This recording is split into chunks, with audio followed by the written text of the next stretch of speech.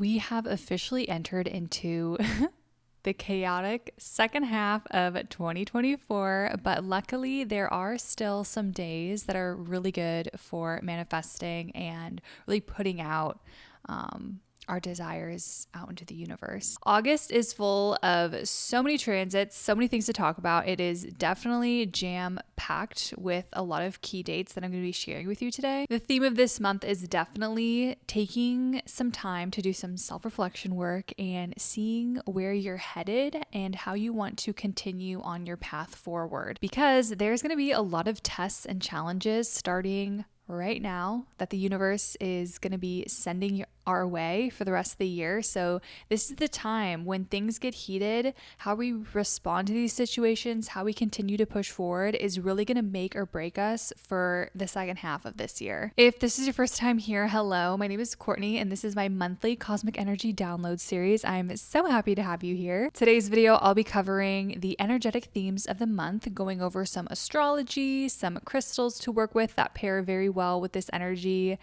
And lastly, at the end of this video, talk about my current crystal favorites and any fun life updates. So sit back, relax, because we are diving into today's video.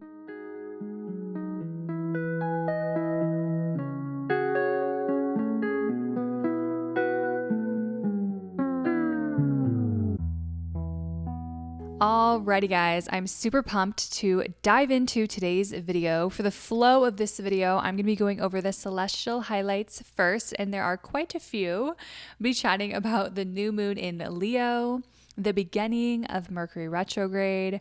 We're going to be talking about Lionsgate, my favorite portal day of the year. We're going to be chatting about transitioning to Virgo season, the full moon in Aquarius, and last but not least, the very end of Mercury Retrograde, which will be at the end of this month. Alrighty, kicking us off with our first celestial event happening on August 4th.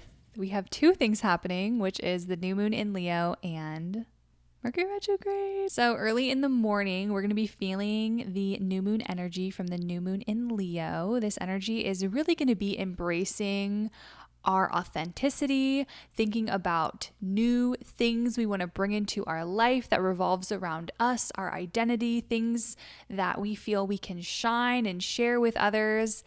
And to be honest, because we also have Mercury retrograde happening on the same day, we're going to be going through a little bit of a transformation during this retrograde period. It's funny because Mercury retrograde begins in Virgo, in the sign Virgo, and it's going to transition into Leo by the time it's ending.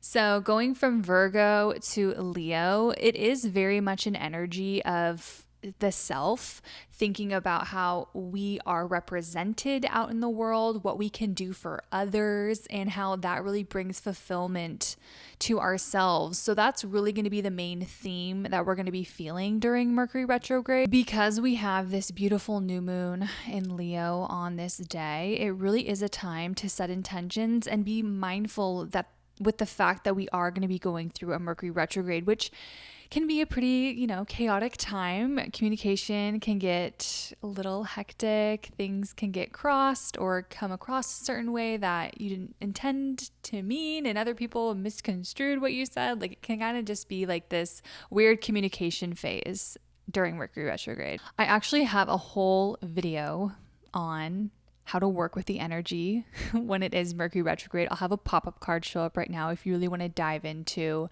kind of like the themes and things to look out for during Mercury retrograde. I really, really advise checking that out if you haven't already. But really the theme of this new moon in Leo is to embrace all the twists and turns that may happen in the next couple weeks during this retrograde, and to be really embracing new ideas, newness that may be coming into your life. A lot of things can happen during a retrograde that we didn't really expect to happen that can be completely beneficial. It can be a very benefic time. Some crystals that I recommend working with during the new moon in Leo, and also, during this transit of Mercury retrograde, I would say fire agate would be great to help really bring out that energy, that self, that vitality, and also sodalite. So I would say using these crystals, not combined together, but maybe you need like some encouragement, you need to get fired up,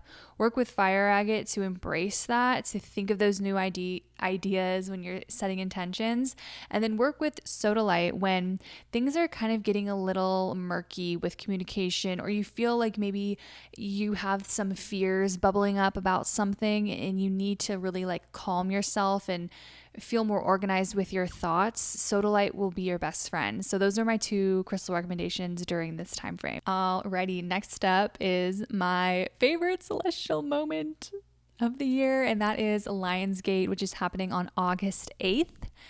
I also have another whole video on this subject because I love it so much. I'll have a pop-up card show up right now, but basically to give you a gist of what I talk about in that video, August 8th is 8/8. It is a beautiful day. The numerology of 88 is all about abundance, manifestation, just bringing out the goodness of life, really taking time to pause, to self-reflect, and to surrender and manifest like the best life you could ever dream of. This day is known as a portal day because during this day, the star Sirius is in alignment with the sun, which is in Leo. And we have this beautiful alignment of, well, Sirius is the spiritual sun. So the spiritual sun in alignment with our sun, which is all about vitality, life, newness, right? We have this huge influence and this powerful energy that we can feel like we are unstoppable, like we can set out and declare what we want and achieve it. There is this feeling of triumph. There is this feeling of the dreamer succeeding, of fruition. It's just like a really beautiful day. And in my video specific video on Lionsgate, I talk about a lot of different practices, crystals, things to look out for. So if you have never celebrated Lionsgate, check out that video and really expect to have a magical day that day. It's one of my favorite days out of the year to manifest. Some crystals, just to mention now that I do mention in that video to work with on August 8th on Lionsgate would be gold rutilated quartz. This is a powerful manifesting crystal. Also citrine, right? Citrine helps bring in that money, that abundance, that financial success. That's another great one to work with. And then also Libyan desert glass. I really do recommend that one as well because it really just brings this unexpected magic into your life. Moving on down this list, the next celestial event is happening on August 19th, and that is the full moon in Aquarius. This is a full moon to really release any self-doubt, any self-judgment, and to really reclaim your authenticity. You know, Aquarius energy can be very eccentric. It can be very wild and different and unique. They are always looking at the collective. They are working with the collective. It means a lot to them to feel that community aspect.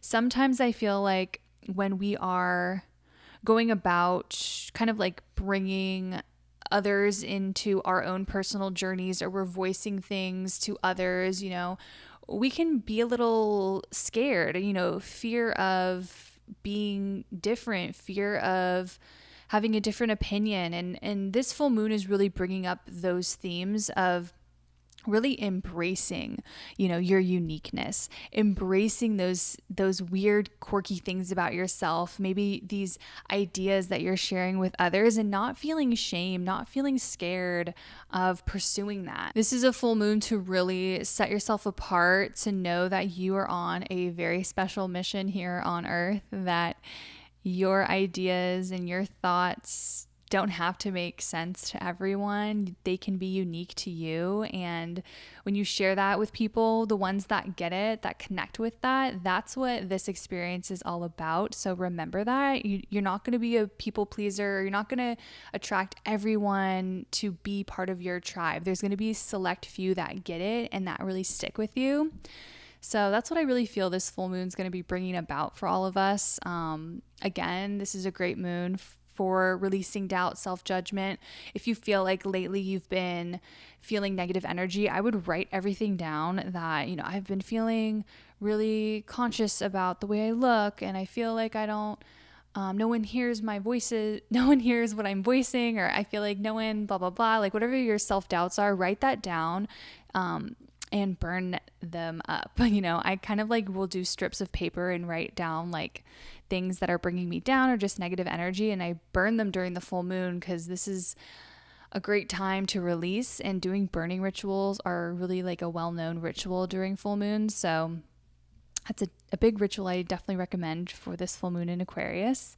Some crystals that I recommend working with would be pink opal and a tektite.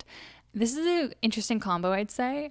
I've been on kind of like a little bit of a pink opal kick, and it really does help open up your heart. It brings like a heightened sense of kind of like sensitivity, but like in a good way. It brings like a childlike energy, and you know, during this time, during this full moon, our emotions are going to be already heightened. So it's just giving like a little bit of tender, loving care to those sensitivities.